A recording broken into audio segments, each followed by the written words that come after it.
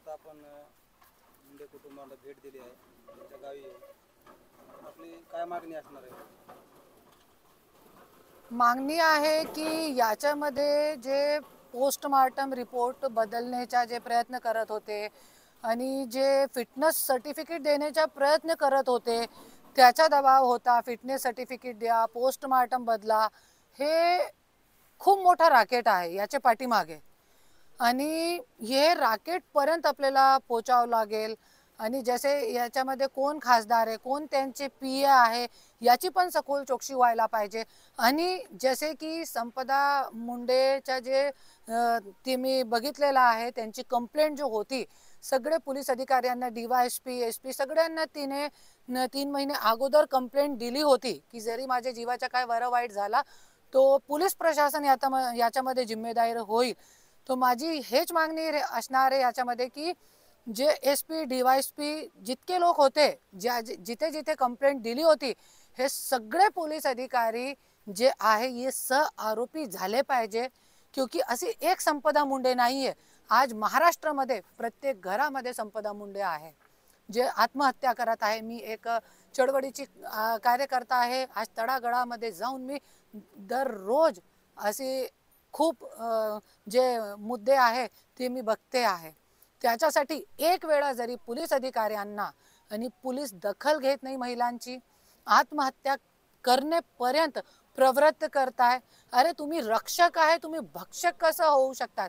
आणि देवेंद्र फडणवीस साहेब, मी तुम्हाला मागणी करते की संपदा मुंडेच्या प्रकरणमध्ये तुम्ही SIT नेमा आणि जे कोणत्या व्यक्तीचे सांगण्यानुसार फिटनेस रिपोर्ट काढायला लागत होती आणि कोणत्या व्यक्तीचे सांगण्यानुसार कोण याच्या पाठीमागे राकेट, की आज पोस्टमार्टम रिपोर्ट बदलणं लहान गोष्टी नाहीये. लहान गोष्टी नाहीये कोणाचं पोस्टमार्टम रिपोर्ट बदलणं. आणि याची सखोल चौकशी व्हायला पाहिजे. आणि याच्यामध्ये संपदा मुंडे हत्या प्रकरणमध्ये मी हत्या बोलणार, आत्महत्या नाही बोलणार, क्योंकि ये सोची समजी साजिश आहे आणि प्रशासनाची चुकामुळे हे हत्या झालेली आहे. आणि ज्या ज्या लोक जिथे जिथे कंप्लेंट दिली होती, महिला आयोग असो किंवा SP असो, DYSP असो, जितके पोलीस अधिकारी आहे आणि जे हॉस्पिटलचा जे डीन होता, आणि त्या पण याच्यामध्ये आरोपी झाला पाहिजे.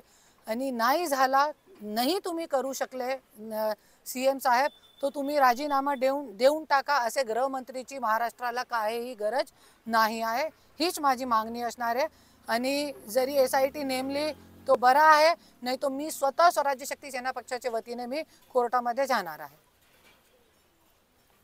सर एक प्रश्न आणखी विचारायचा आहे. महिला आयोगाला तुम्ही काय सांगणार आहे? महिला आयोगाला फक्त हे आपल्या महिला आयोगामध्ये ताला टाकून राष्ट्रवादीचा प्रचार करायला पाहिजे. जे हप्त्यामध्ये किंवा 1 महिन्यामध्ये एकदा जो महिला आयोगाच्या ऑफिसमध्ये जात आहे ना महिला आयोगची अध्यक्षा, ते पण तुम्ही जाऊ नका. महाराष्ट्राचे महिलाला तुम्ही काय न्याय देऊ शकत नाही. तुम्ही महिला आयोगामध्ये ताला टाका आणि तुम्ही राष्ट्रवादीचा फक्त प्रचार करा. क्योंकि महिला आयोगचा जे पद आहे महिलांच्यासाठी खूप मोठा आहे. संपदा मुंडे सारखी मुलगी सारखे लोकांच्यासाठी हे पद आहे. माझ्यासारखी, मी स्वतः भुगतभोगी आहे, मी पण तेच दुधातून जळलेली आहे, पण मी आत्महत्या नाही केली. माझ्या समोर पण तेच होता. तो महिला आयोग तुम्ही ताला लावून टाका आणि सगळं तुम्ही बंद करून टाका. महिला आयोगमध्ये ताला लावून टाका. मी तो एकच बोलते. अजून एक प्रश्न, जसं तुम्ही सांगितलं प्रशासन जबाबदार आहे या सर्व गोष्टीला, तसं शासन कितपत जबाबदार आहे, काय सांगाल? शासन प्रशासन दोघे जबाबदार आहे. क्योंकि जसे की मी सांगितलेलं आहे की जे पोस्टमार्टम रिपोर्ट आहे, फिटनेस सर्टिफिकेट, आपल्यासारखे कॉमन माणसाला तो भेटत नाही फिटनेस सर्टिफिकेट. तो कोणासाठी पोलीस काम करत आहे तिकडे, हे गोष्टी जडापर्यंत जायला पाहिजे आपल्याला. आज इतकी एक चांगली मुलगी, आज त्यांची अवस्था बघा. कसे तरी या ना बाबा, तुम्ही या कृपया करून या. आज कसे तरी करून ह्यांची अवस्था बघा बाबा, या. आज कसं तरी करून ह्यांची अवस्था बघा, ह्यांच्या घरची अवस्था बघा. कसं तरी करून ह्यांनी स्वतःची मुलगीला डॉक्टर केला. आणि ह्याच्यासाठी केला होता का? आज जडापर्यंत पोहोचलं पाहिजे. त्यांचं जे बलिदान आहे असं खाली जायला नाही पाहिजे, ते माझं म्हणणं आहे. आणि तेच आपले पूर्ण महाराष्ट्राची मागणी असली पाहिजे की हे जे बलिदान आहे, हे बलिदान म्हणणार आहे मी, हे बलिदान याचे पुढे और जे संपदा मुंडे अशी असणार आहेत ते थांबला पाहिजे कुठेतरी.